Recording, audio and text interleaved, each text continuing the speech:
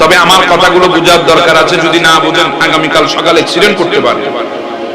এক মোল্লা বলে ওয়াজ করে, সারা রাত ওয়াজ করছে, একজন মানুষ মাহফিলের মাঝখানে ঘুমায় গেছে। তো মোল্লায় ওয়াজ করতেছে, যখন চারিদিকে বন্যা হবে তখন তোমরা কি করবা পানি যদি না পাও? কারণ লবণাক্ত পানি দিয়ে কি উঁচু করা যাবে? আপনাদের এখানে বন্যা হলে সমুদ্রের পানি উঠলে এগুলা দিয়ে কি উঁচু করা যাবে? এই লবণাক্ত পানি যদি গালের মধ্যে দেন তাহলে এই গালটা সিটাং মেডিকেলে ভর্তি করা লাগবে। কথা বলেন ঠিক না বেঠিক? মানুষ মরে যাওয়ার আশঙ্কা আছে, পানি মুখে দেওয়া যাবে না। তখন কি করবা? তখন আলেম বলে দিলেন, তোমরা তায়াম্মুম করবা। কি করবা? তায়াম্মুম করবা। কোথায় করবা? বলে ঘরে যদি মাটির পাতিলা থাকে, পাতিলার মধ্যে পরিষ্কার পাতিলার মধ্যে তোমরা তায়াম্মুম করে নিবা।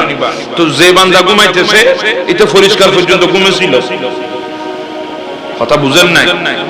হুজুর যখন পরিষ্কার বললো তখন ঘুমে, যখন ফাতিলা বললো তখন সেদন হইছে। হুজুর বলে কোথায় করবি? কয় ফাতিলায়। পরিষ্কার তো ঘুমেছিল। এখন হুজুর চলে গেলেন, মাহফিল শেষ।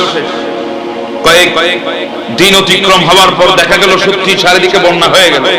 তো ওই বান্দা বুড়া মিয়া ফজর নামাজ পড়ার জন্য উঠেছে, দেখছে চারিদিকে পানি, উযু বানানোর কোনো সিস্টেম নাই, জায়গা নাই, কি করবে চিন্তা করছে। তখন হঠাৎ হুজুরের ওয়াজের কথা মনে হইল। কি ওয়াজের উপর আমল, ওয়াজের কথা মনে হয়। ওই ফাঁকঘরের মধ্যে গেছে। কোন ঘরে? ফাঁকঘরে রান্না করে যায়। ওই ফাতিলা নিচে কোনটা জানেন? যেটা রেডিমেড চুলার উপরে আছে, যেটার নিচে কালো কালো ফিয়ারা লাভলি। কোন লাভলি? কালো কালো ফিয়ারা লাভলি। ওই ফাতিলাটা লইছে। কারণ এই বান্দা তো পরিষ্কার পর্যন্ত ঘুমেছিল। এটা এবার সুন্দর করে দুই হাত মারি তাই শুরু করলো।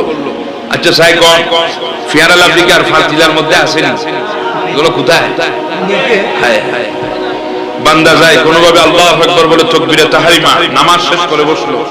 ফজরের ওয়াক্তে সূর্য উঠে একদম ফকফকা হয়ে গেছে না? ওইসে ফকফক হয়ে গেছে বলে ফজর নামাজের ওয়াক্তে কি সূর্য উঠেনি? মোটামুটি হালকা হালকা একটু একটু আবছা আবছা একটু আলো দেখা যায়, ফকফক এখনো হয় নাই। ওই বান্দার ছেলের বউ বলছে, হ্যাঁ আমার শ্বশুর তো উঠে নামাজ পড়ছে, আমি একটু আমার শ্বশুরকে চা নাস্তা দেওয়ার দরকার আছে, তো খেদমত করার জন্য একটু চা নাস্তা গিয়ে শ্বশুরের রুমে গেল। আমার শ্বশুরকে যখন দেখলো, ফুলার বউ কয়, ও মা আমার শ্বশুরের ঘর এটা কি? এটা তো ভূতে না, এটা কি ভূত? এই কথা বলে যখন ডাক দিল পাশের রুমের শাশুড়ি, বলে কি বললি? বলে ভূত।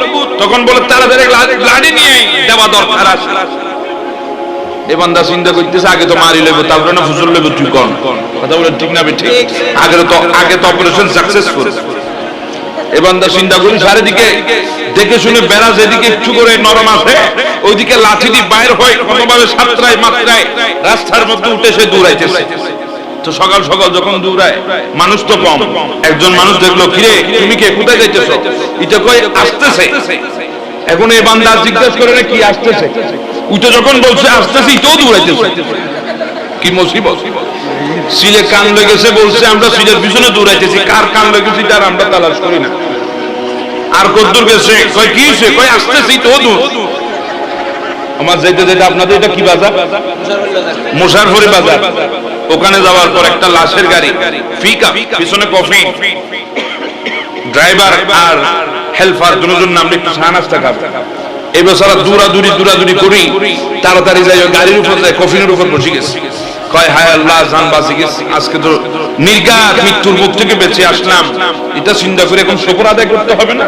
শুকর আদায় করার জন্য ফকরে হাত দিয়ে ওই গুল্লিপ সিগারেট বাইর করছে। শুকর আদায় করতেছে। কি আদায় করতেছে? শুকর। সুন্দর করে গুল্লিপ ধরে টানে। এগুলো যেমন তেমন টান না, সবগুলো শুকরের টান। শুকর আদায় করে টানে। এইদিকে হেল্পার আর ড্রাইভার নাস্তা করে উঠলো, গাড়ি টান দিল। কদ্দূর যাওয়ার পর মেইন রোড উঠলো। মেইন রোডের কি বাজার এটা? গুনাগড়ি বাজারে উঠলো। ওঠার পর হেল্পারের পিছনে জানলা দিয়ে লুকিং গ্লাস দিয়ে তাকায়, কয় উস্তাদ লাশ তো উঠে গেছে। উস্তাদ আরেকটা লুকিং গ্লাস দিয়ে তাকায়, কয় শুধু উঠে নাই, গুল্লি ফোটানে। এটা দেখার পর হেল্পারও দূর, গাড়ি ফেলে ড্রাইভারও দূর দিয়েছে। আমার বাবারা, এত সমস্ত মুসিবত হওয়ার পেছনে কারণ ছিল ওই পরিষ্কার শব্দ না বুঝার কারণে।